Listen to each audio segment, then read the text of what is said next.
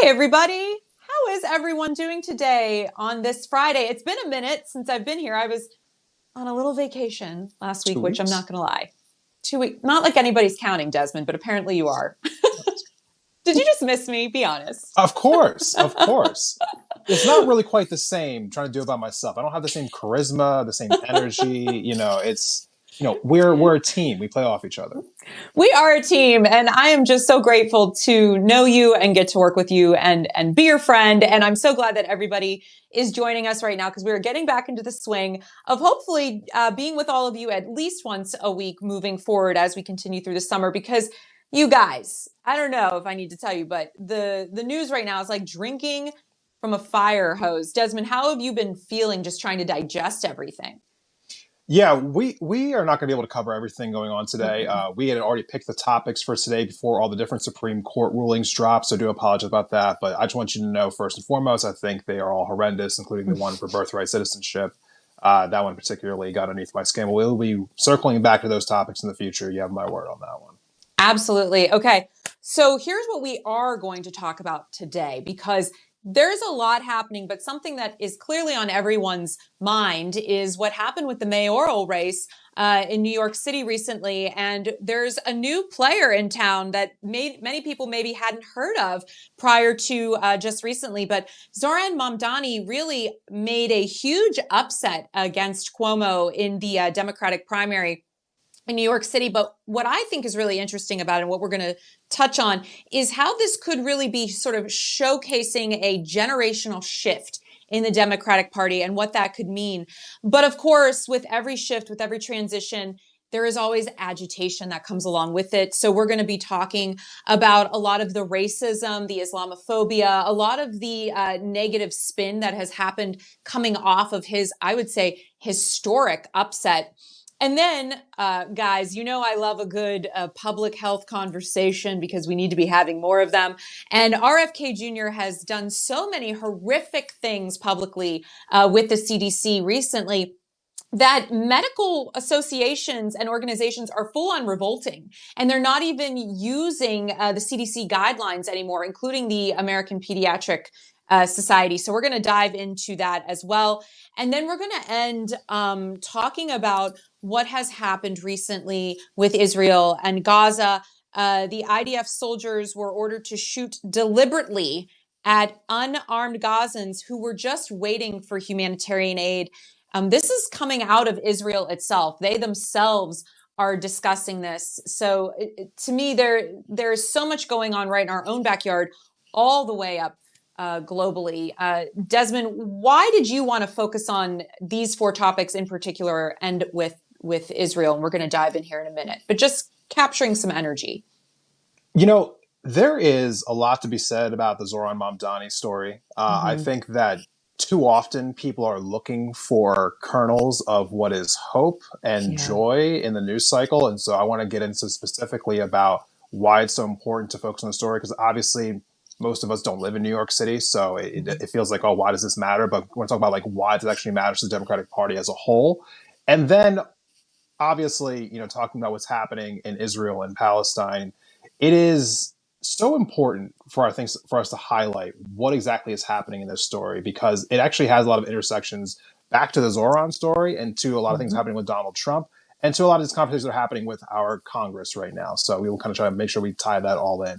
And then obviously we wouldn't have a conversation be complete without talking about RFK. That is just the Natalie staple right now. We were going to talk about public health to everyone. Thank you. Someone has to, you guys, and it's going to be us. But we are going to kick things off. I pulled up an article here, actually from Fox News, and this was kind of interesting. And the reason I picked it from Fox News was because I was sort of shocked, Desmond, when I saw this headline, because I try to keep an eye on all the different news outlets just to make sure I don't end up in some sort of silo. And just the headline on this was interesting. It was Democratic Socialists New York City primary upset signals generational shift in Democratic Party, strategists said.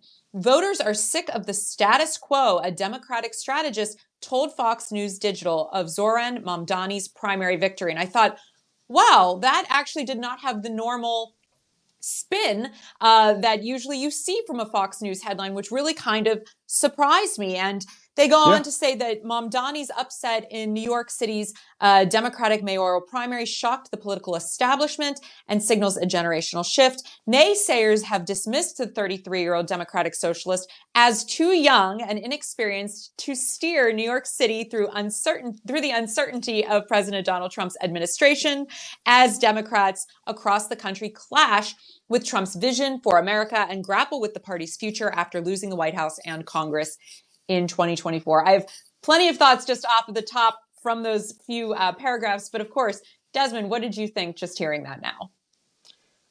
Zoran's win is monumental. There are so many people in this country who are just begging the Democratic Party to give them a reason to believe in them again, or giving them a reason to get back involved in politics again. And it seems like time and time again, what we are given are the same politicians over and over again. They have absolutely zero charisma. They have absolutely zero desire to actually deliver for working class people. They are just another, long list of people who constantly want to tell you all the right things and then never deliver anything on the back end. Zoran ran on a really specific, case where he wanted to say that it is too unaffordable for the people of New York to live in New York. I want to address that directly. I want to talk to you about how the policies of the past through Eric Adams have not been working. I want to talk to you about how Andrew Cuomo, the policies that he had in the past were not working. And I want to tell you about how I'm going to make life easier for you to live in the city that you are currently in. It's such a common sense approach, Natalie. Yeah. And yet it seems so foreign to so many of these people who were in the Democratic Party. I think instead of seeing him as like a hostile takeover, like a lot of these Democrats are seeming to be approaching him right now, they should be embracing somebody who is a proven winner against what was millions and millions and millions of dollars from attack ads. He was able to overcome all of that. He didn't have to go to like the 10th ballot on ranked choice voting. He's able to win outright, right away in the first round of counting. So let's just be serious here. This guy is a superstar in the making. I think any true party that actually wanted to build a brand for itself and come back after losing the popular vote for the first time in 20 years would actually just do a little bit of self-reflection and realize that maybe we need to be going towards the energy in the party, which is somebody like Zoran. Well, I couldn't agree more. And I really think it says something to how quickly he energized this base and how much anger and hostility was immediately directed at him from the one percenters. I don't know if you watch reality TV, because I know we discussed this a lot, but I promise it's going to make sense. There's this one show that's called like Selling Manhattan. It's like a luxury real estate show. And the guy that is sort of the star of the show, he's always pushing out these like $50 million penthouses, $40 million. I mean, obscenely expensive. And I just saw him on his Instagram account, and he has a huge following, talking about how there are the emergency meetings with all of these high-end finance gurus and guys and these real estate moguls, and how they're all threatening to leave New York. And he's in a total panic because all of his clients are asking him to now look for properties in Florida. And he was basically just, giving it away, saying that this is really bad for my clientele. And all I kept thinking, like they were looking for sympathy, and all I kept thinking was, wow, maybe now like the rents will come down in New York. And I think it's having this opposite effect, that we're supposed to feel sad that these billionaires might actually have to pay just a smidge more in taxes so that people can actually live and work in New York. And I think equity is so long overdue that it feels hostile towards the people who have taken from us for so long when we start grabbing back. And I love to see it personally. And in terms of how young he is at 33, we forget you can run for president at 35. And the median age, I think right now with lawmakers, is almost 70. It's like 68 years old.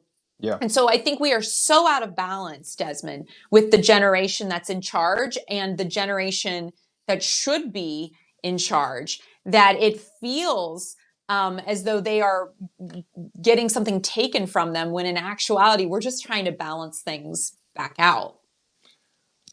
It is a concerted effort, time and time again, for the billionaire class, for the hedge funds, especially in a place like New York, where they finance basically everything through like a few different like entities. Yeah.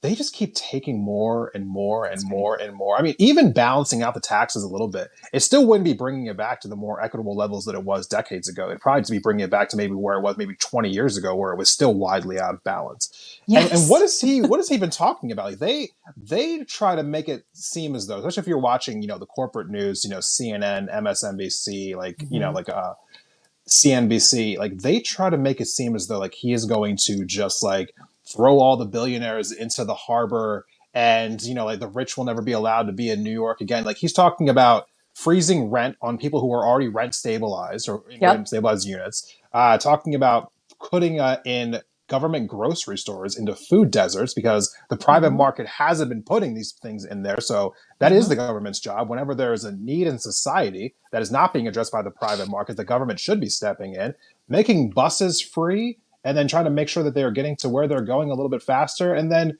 making sure that people in New York have childcare. It is insane, the meltdown that we have seen from the most... I made a video about this on TikTok last night where I was talking about how this guy's like relatively like milquetoast, like not like in a bad way, but I'm like, there's nothing here that's really radical. Childcare, government grocery stores, I mean, freezing the rent. This is nothing, people. This is really nothing at the end of the day. I mean, so I don't understand how someone could like legitimately be melting down unless the actual reason behind this is that any kind of progress towards addressing the needs of people is seen as an existential threat because their entire business model depends on us constantly being in crisis. Oof, that cuts deep because that is such a real statement. And I think we are now seeing these abhorrent statements being put out about him now, which I know we're going to get into here in a moment. Yes. Around race and around religious beliefs, etc. And even being called a communist by Donald Trump. I mean, it's so outrageous because we have moved, and I say this often, but it's so true. We've moved so far to the right that anything that brings the power even remotely back to the people a tiny bit is just seen as so radical. And so the smear campaign is well underway. It well is. And also, it's funny trying to call anyone a socialist or communist anymore because they've called the most right-wing Democrats that you could possibly find socialists and Democrats. I got to tell you, there's nothing really remotely socialist or communist about Joe Biden, but that's all he was called for the entire 2020 general election. Representative Andy Ogles. Let's talk about some of the negative things that have been said about Zohran. I'm going to start with him. Okay.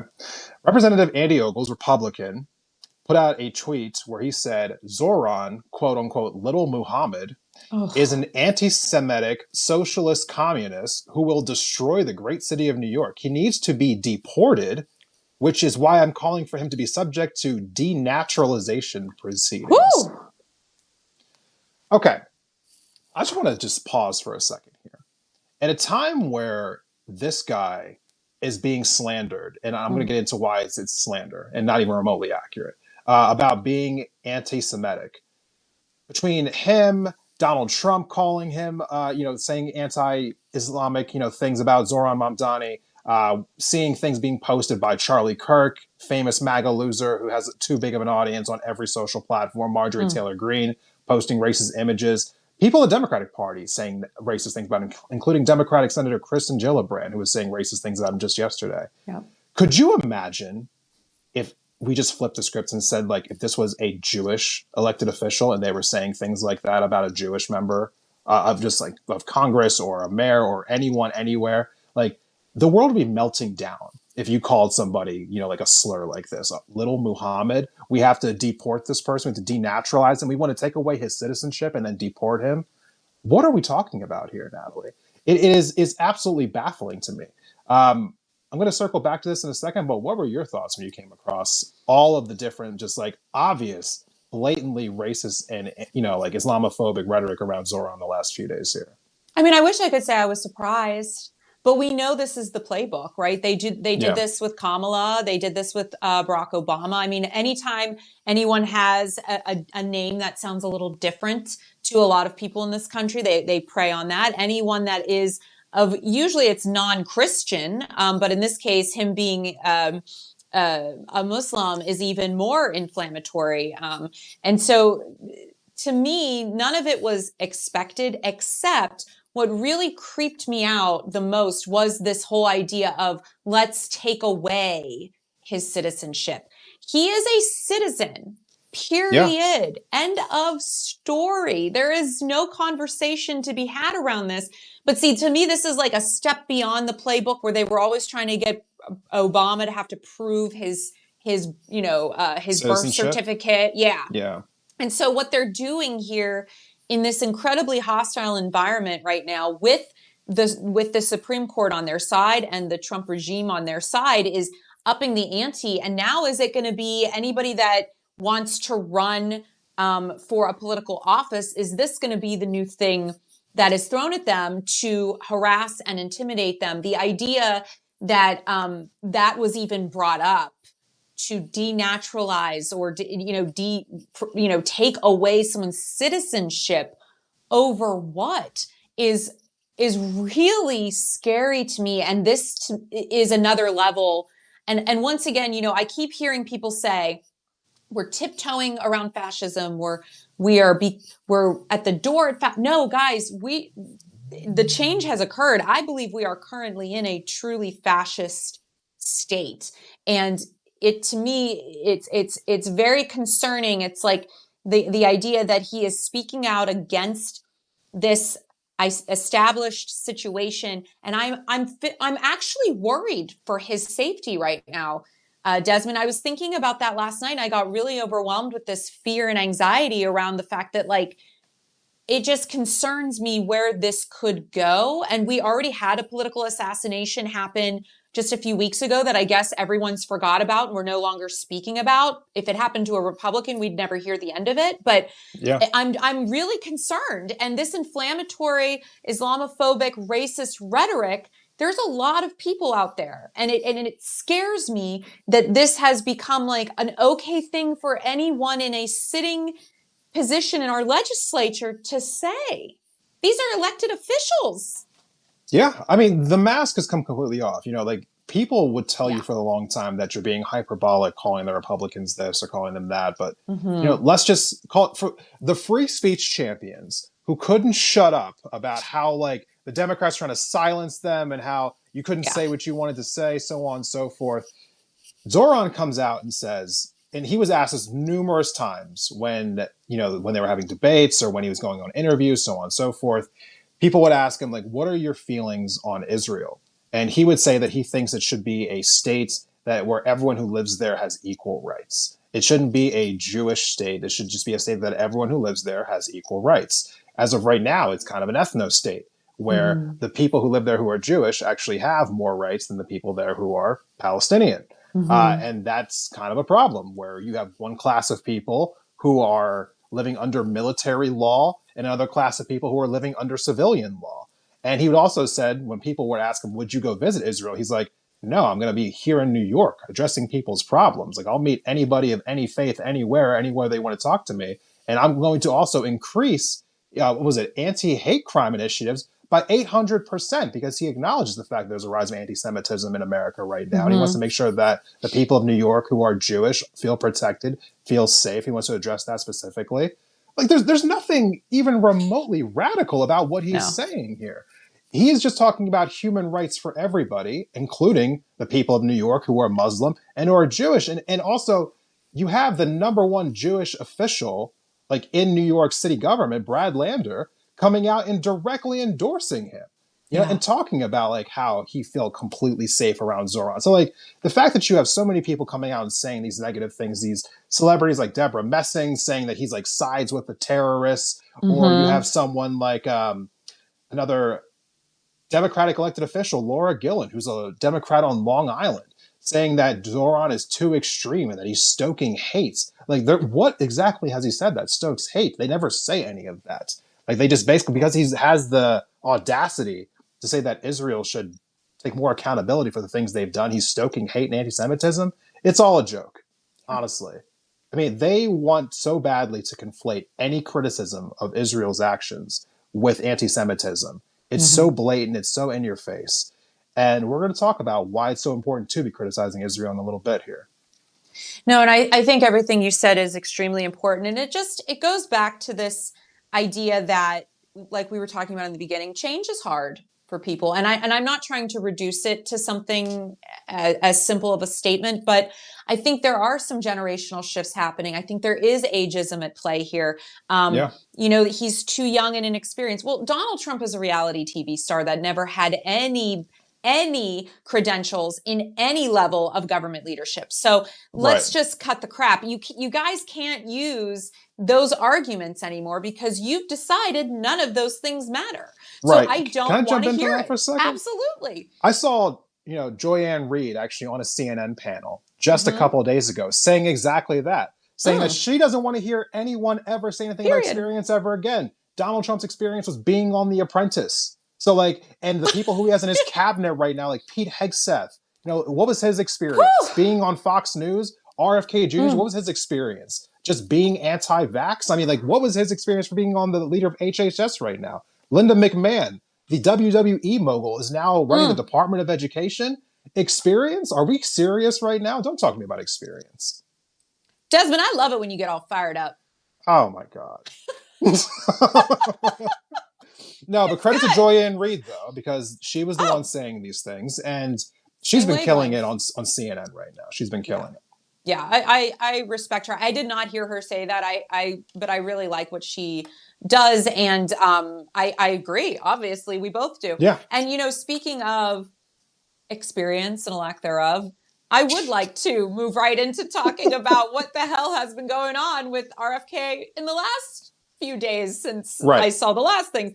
But what I am really excited about, this isn't going to be a total negative sort of segment, because I wanted to focus on something where we're seeing momentum against this fascist regime and against the anti-vax, anti-science movement, because there has been so much conversation with a lot of the big players within the scientific community that are now finally standing up and saying enough is enough. And I really give them credit, because the medical community in general is conservative, and I don't mean necessarily in a political way, but they're always very conservative about how they speak on topics and what they say publicly. So the fact that they are outright revolting at this point against what is happening with RFK warms me on such a level, because it shows you that there are so many people out there that actually do still care about each other, care about our children, and care about public health, that they are willing to now go on record against this monster. And he really is a monster. And I cannot stress that more clearly. He is one of the people that could cause the most harm in the Trump administration. And I need people to understand that. So I want to read a little bit about what's going on here. This was an article from NBC News. And it talks about there's outside groups organizing now to form unbiased, independent vaccine panels. Since RFK fired the members of the CDC's esteemed vaccine advisory panel, medical organizations and experts are looking for alternatives. So this is a big deal, right? So they've said that this one person, his name is Osterholm, and he is an infectious disease expert and the director of the Center for Infectious Disease Research and Policy at the University of Minnesota. And he is talking about how he is about to launch the Vaccine Integrity Project as a potential alternative to the Centers for Disease Control, an alternative to the CDC. This is something in my mind I never, ever, ever thought we would have to do. And here we are. But what I love about this is people are finding a way to work around. He said, we've always just taken for granted that routine child immunizations and other vaccines would be readily available and that they would be supported by the public health system. But now that is in question, because we know that Kennedy fired all 17 members from the ACIP and appointed in their place 8 new members, many of which who are vaccine skeptical or questioned any kind of restrictions around the pandemic. And we know that Kennedy himself has been bought and paid for by the anti-vax movement. And the American Academy of Pediatrics has called these new members a radical departure from the committee's mission of protecting kids. And they are no longer using the CDC's guidelines to guide their own commitment to children and and health. That to me in and of itself spoke volumes. So when I read this, Desmond, because I know I normally come on here and I'm a little bit of a Debbie Downer when it comes to what's going on with public health. But to me, this was a bright light that we can look to, is the fact that the medical community is starting to organize, just like many other communities are starting to organize around the issues that matter to them. So what did you think about this? Sometimes there's a little bit of a shell shock that happens when you see an abuse of power, right? You can see this across the board with many different aspects of society. But I think that what happened in the first month or so of the Trump administration is now kind of it's just falling off a little bit. We're seeing protests happening all over the place. We are seeing people organize and finding different ways to push back. We are seeing Trump look very vulnerable, and so a lot of his acolytes as well. And so I think it is a harbinger of more things to come, that we will see pushback against not just RFK Jr., not just against Trump, but in many different ways across the pale right now. The entire regime looks vulnerable right now. I mean, I don't want to get too far off base here, but their beautiful bill is falling to pieces. The attacks on Iran were obviously not successful. His economy is crashing. People are protesting in the streets larger than anything that we've ever seen before. Yeah. I mean, now is the time to organize against these people. So the medical community wants to come out, push back against RFK Jr., what he's doing with the CDC, what he's doing just in general with Health and Human Services. Like we just spoke about, this guy is not qualified to be running this organization. What was his qualification? I mean, honestly, why was he appointed to the head of HHS? We all know the reason for it, but he gave his support to Donald Trump, in September of last year, dropped out of the presidential race, and Trump just gives favors to people who do things for him. That should not be the qualifications for running a Health and Human Services department in the federal government. That is complete garbage. 100%. I mean, his appointment, there were a few people that I had a lot of concerns about. Kash Patel, him, and of course Hegseth. Those were probably my top three most concerning people. And the fact that everything we've said about all of them has come true. They're completely unqualified, completely out of their depth. They don't know what they're doing. It's embarrassing. And as an American citizen, I just feel embarrassed right now for what is happening. But Desmond, I had this I can only think of one person in his cabinet who's actually might be qualified to be there. Tell me.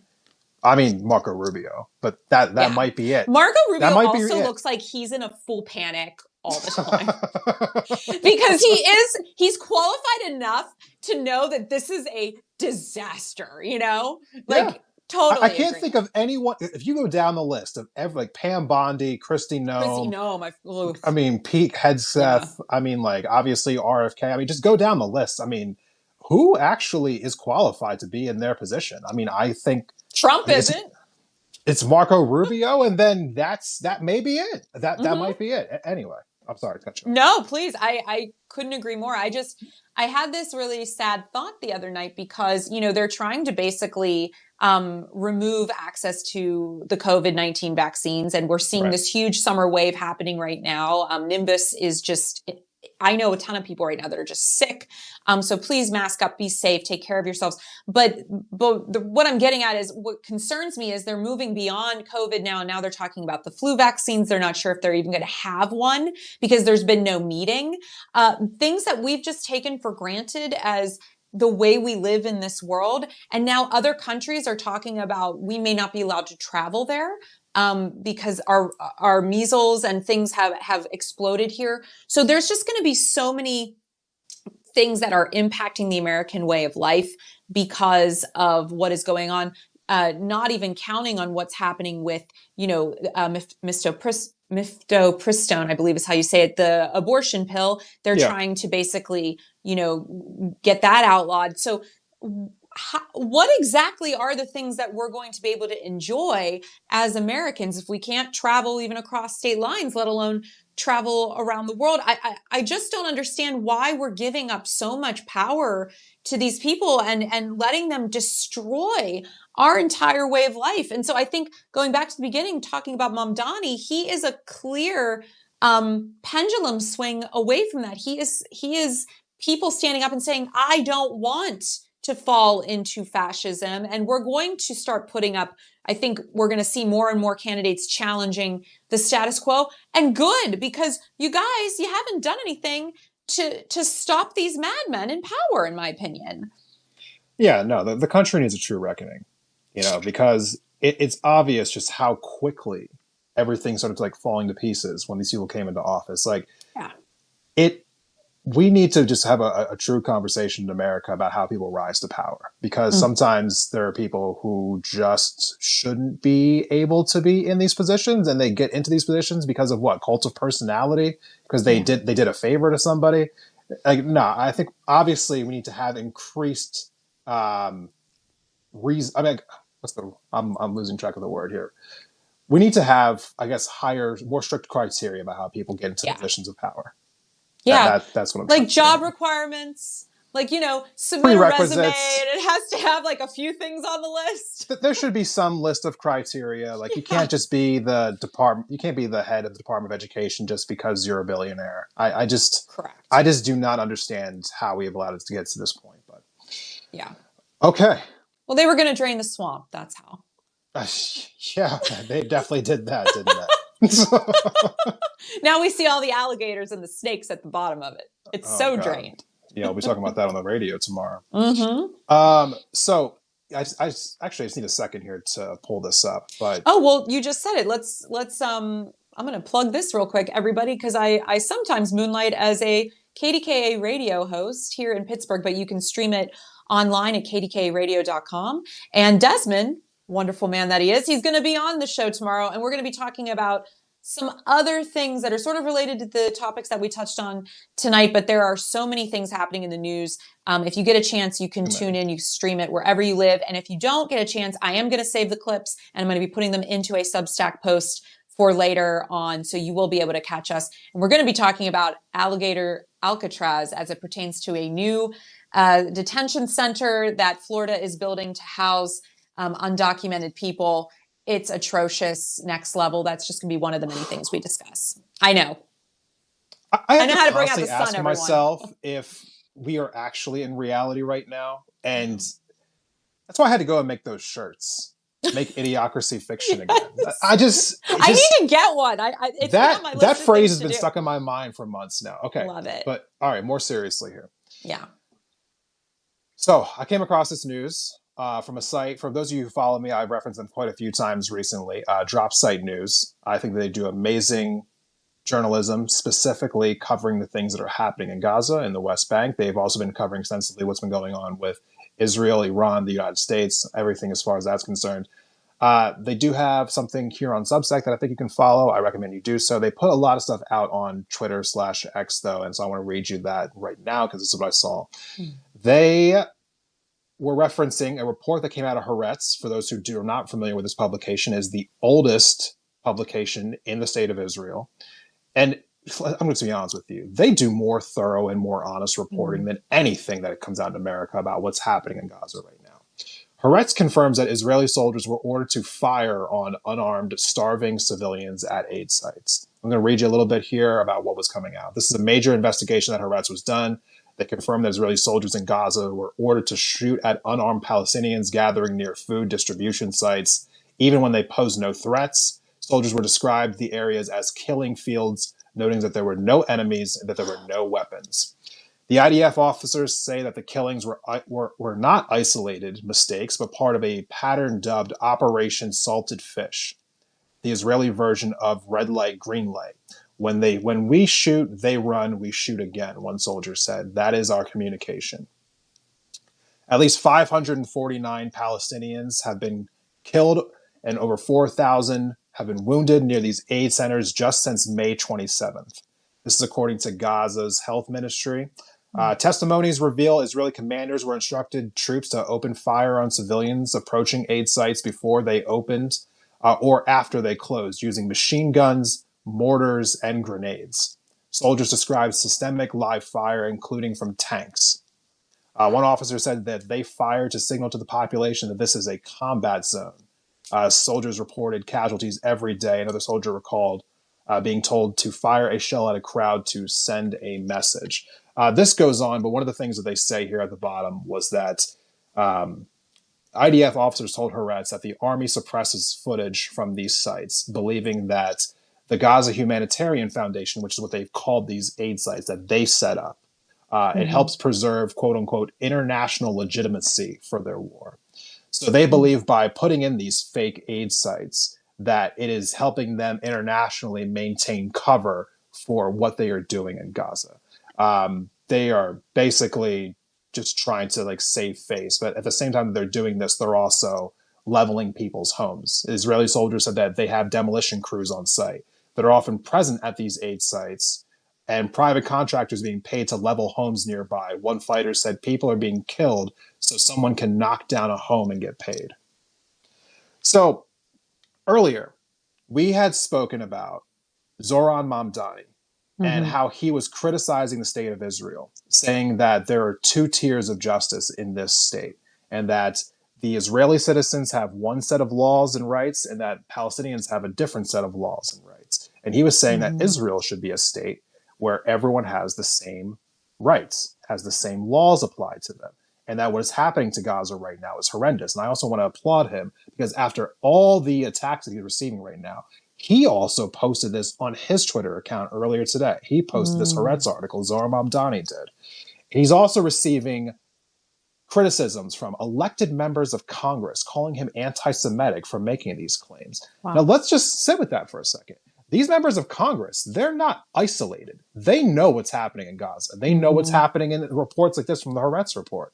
So they know that Israel is carrying out these massacres, and they are still openly slandering and calling Zohran an anti-Semite for pointing out what's happening over there and saying that it should not be taking place. So let that just sink in for a second.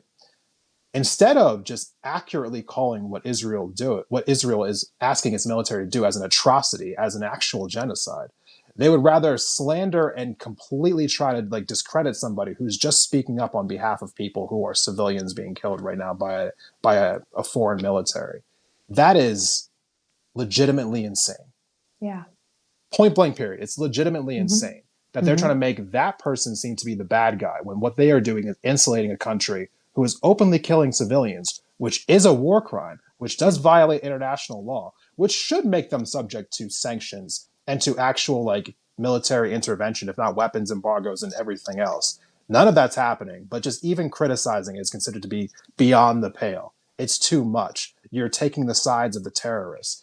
I cannot describe to you just how disgusted I am listening to all of these different members of Congress, specifically Democrats, coming out and trying to attack Zohran Mamdani for accurately saying that this is atrocious and it needs to stop. Yeah. I have a friend who is Jewish, and her parents are, she was raised Jewish, and she's very much pro-Palestinian, and I think a lot of the younger generation understands this issue from a different lens and a different perspective. But her parents, are self-proclaimed Zionists, and she told me they had a big argument the other night, and her stepmother was crying and saying, how could you support Hamas? How could you support Hamas? And it always just goes back to this idea that anytime you stand up for the Palestinian people, as a Jew, she's a Jewish person standing up in support of their right to exist. There's this rhetoric of, well, then you must care, you must be taking the side of terrorists.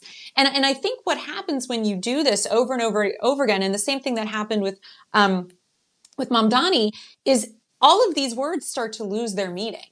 What does it mean to be an anti-Semite if you're calling other Jewish people anti-Semitic who are simply standing up for people's human rights? I mean, there were Holocaust survivors saying that Israel is committing a genocide. Holocaust survivors. So Yeah. to me, there's a real grasping at straws to try to control the narrative, which we know in media is the thing that you have to do. You have to take control of the messaging. And the message continues to be beat into them that anybody who stands against Israel for these atrocious crimes against humanity is what they are. These go, in my mind, they're beyond war crimes. These are crimes against us in the collective sense, as people, as beings on this planet. I mean, it's so deep. Then you must be either a terrorist or a terrorist sympathizer. And I think that is where, to me, the argument for them all falls apart, because it's not rooted in reality. It's rooted in rhetoric and it's rooted in spin.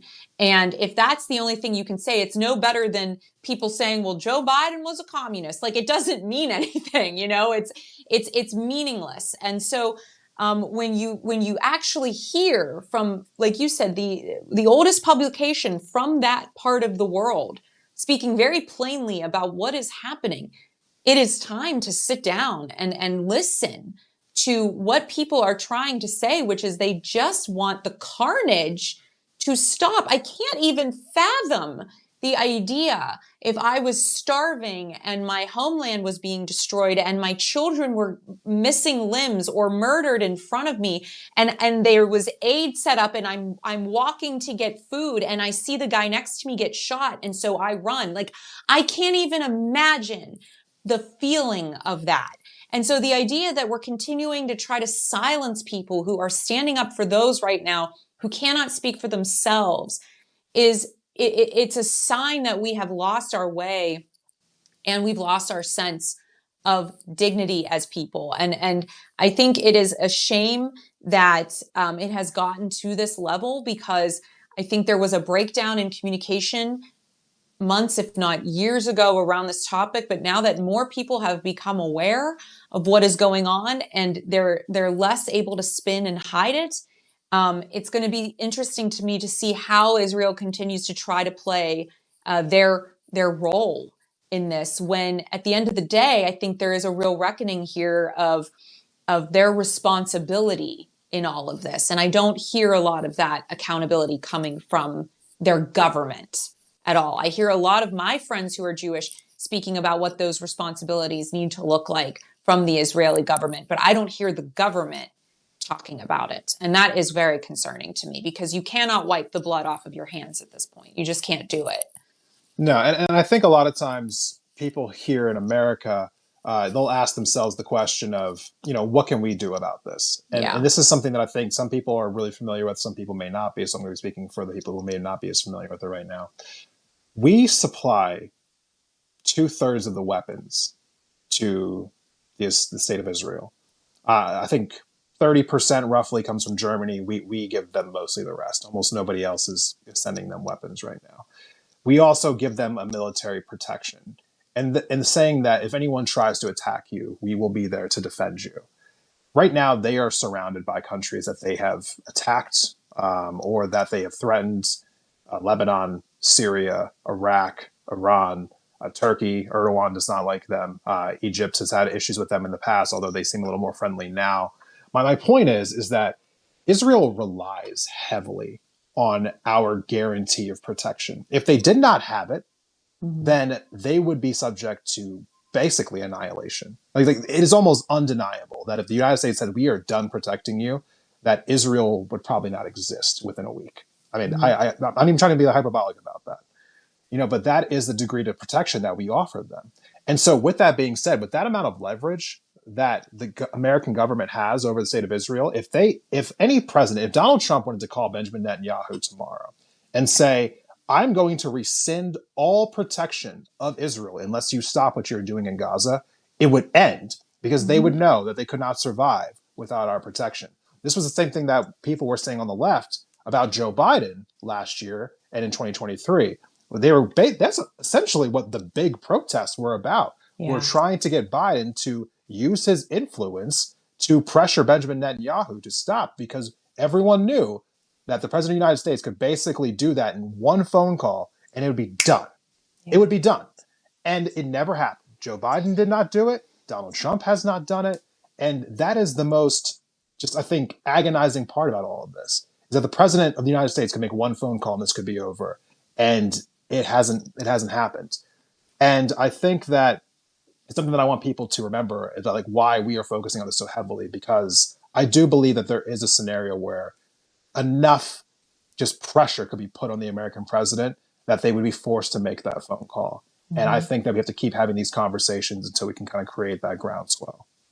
I agree. My concern is with this regime, I mean, I don't see it happening because, you had mentioned briefly when you were talking around the idea of it being about this land grab. And I Yeah. know a lot of us, the news cycle moves so fast, it's hard to remember all of the things, but it wasn't that long ago when there was that generative AI video that came out that showed sort of Gaza as this beautiful beachfront property. And there was the fake, the gold statue of Trump, and Musk Yeah. was there, and it was this whole scenario. And we know, his son-in-law Jared Kushner is Kushner. actively involved in trying to transform that land to their benefit. And I think at the end of the day, once again, this is all about connecting ideas and systems. And so if we look at capitalism run amok, it only makes sense that it would lead to the displacement and the genocide and the ethnic cleansing of people if suddenly people want that land that's going Yeah. to potentially create a ton of a ton of money for them. And so I think we've got to also be looking at these systems of inequity more closely and why we're allowing so much money to be concentrated in so few hands. Because at the end of the day, a few people shouldn't really be able to decide that they want to just take over an entire area of the world and reimagine it to their liking. People there be damned, right? So it goes, I think, beyond the moment. And if we really want to acknowledge that this cannot continue, then we also cannot continue having billionaire classes. And so those things have to be addressed and acknowledged in a real way. And I don't know if that's a conversation people they seem to want to have it, but no one really has any ideas of how we would truly end a billionaire class and what that would look like. But I do think if we started redistributing wealth in a real way, we wouldn't be able to have this level of abuse happen, because outside of governments, it's a lot of private equity and investment that's funneling money into super PACs, that's funneling some of this so that they can get their people elected in order to continue doing what they want to do for their bottom line. And I know that sounds cold and calculated, but that's what it is. I think these people are cold and calculated. There is reports coming out right now that Trump is working on a ceasefire deal. I'll always believe it when I see it. But I do think that he is motivated right now because he's been seeing his internal polling drop off a cliff, especially after last week with the strikes on Iran. So that could be down the pipe, but we will kind of give you some more updates on that as that comes along. And again, I don't think that any kind of ceasefire that might happen between Israel and Gaza that Trump is trying to negotiate right now is actually him trying to be altruistic. I think this is just him reading the tea leaves that his own base is revolting against him. He did sell himself as an anti-war president, even though there is no evidence, No. even remotely, about him being anti-war. I'll save you the speech right now, but it is a long list of warmongering practices that Donald Trump has put forth, not just in this term, but in his first term as well. So, I mean, gross fear monger Donald Trump is, but he also understands when he's unpopular with his own people. So that might be a deal that gets brokered just for him to save face with his own people. So we will kind of see where that goes. But Natalie, I want to thank you for having this conversation with me. We covered quite a few different topics today. There's still so many more things we didn't get a chance to talk about because there's just so many things happening in the news right now. Again, I want to reiterate the fact that the Supreme Court rulings that dropped today, didn't get a chance to really cover them because we kind of picked our topics yesterday, but definitely want to talk about the Supreme Court and the horrendous things that they have done just today. So we will have to circle back to that. For those who have not already, you can click the top of the screen right now. You can subscribe to Natalie's Substack. I recommend that you do. Become a paid member. She's a great journalist. Everyone should be over on Facts Over Fear. If you're watching the playback right now, there'll be some links in the episode description. You can follow us on Instagram, on TikTok, our Substacks. We'll be back next week. I believe next Friday, but to TBD. We will let you all know. Yeah, I hope so. That all Yes. sounds great. It's Thank you so always much, Natalie. No, absolutely. It's always great being with you, Desmond. And thanks to everybody who joined us. Yeah, the news is happening faster than we can honestly report on it. So please pace yourselves and try to reflect and take some self-care, because we need everybody involved doing whatever they can to fight fascism in all its forms. And that also means taking care of yourself. So until next time, then, take care of yourselves and each other. Thanks, everybody. Mental health matters. See you next time. Bye.